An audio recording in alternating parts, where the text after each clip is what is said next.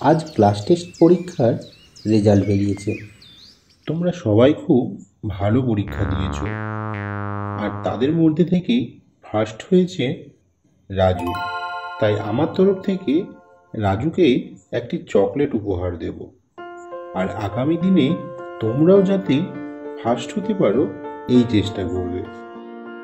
ইতিমধ্যেই স্কুল ছুটি হলো। মাস্টারমশাই ক্লাস থেকে চলে গেলেন। রাজু চকলেটটি পেয়ে খুব খুশি। জানিস বুঝকি, আজ আমি ক্লাস টেস্ট পরীক্ষায় ফার্স্ট হয়েছি। এই দেখ, তাই আমাকে সে একটা চকলেট দিয়েছে। তাই নাকি দাদা? তুই আবার চকলেটটা খেয়ে ফেলিসনি তো? না বুঝকি, বাড়ি গিয়ে দাদুকে চকলেটটা দেখাবো, তারপর খাবো। আমাকে দিবি তো দাদা চকলেটটা? না মানে একটু টেস্ট করে দেখতাম। কালকে রামু কাকুর দোকানে চকলেটটা নতুন এসেছে। না, আমি তোকে দেব না। আমি পড়াশোনা করে ফার্স্ট হয়েছি, তাই চকলেটটি পেয়েছি। তুইও ফার্স্ট হ, তুইও চকলেট পাবি। ঠিক আছে, তুই দিস নে। দেখবি তোর চকলেট খেয়ে পেট ব্যথা করবে, তুই দেখিস। ওসব পেট ব্যথার ভয় দেখিয়ে তুই চকলেট পাবি না, আমি তোকে দেবই না।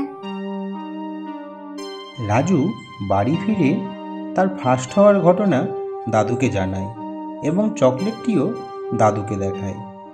খুব ভালো দাদু ভাই, এভাবেই তোমরা এগিয়ে যাও, আর চকলেটটি দুজনে মিলে ভাগ করে খাবে, কেমন?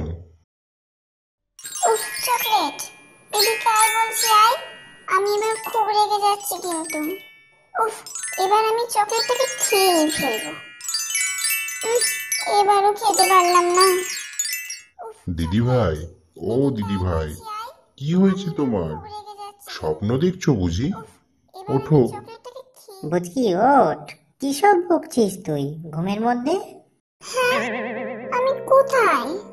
আমি তো চকলেটটা দেশে গিয়েছিলাম। আমি বাড়ি এলাম কি করে?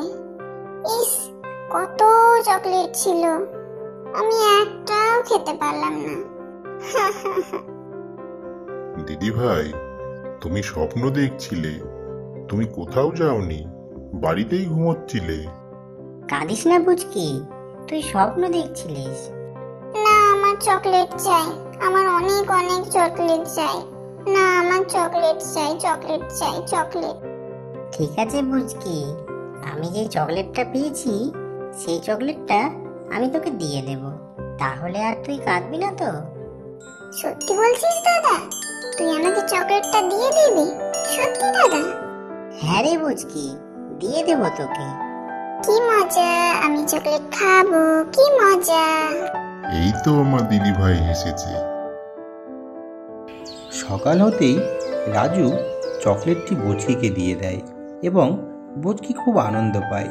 তারপর তারা চকলেটটিকে 3 ভাগ করে 3 জনে খায়।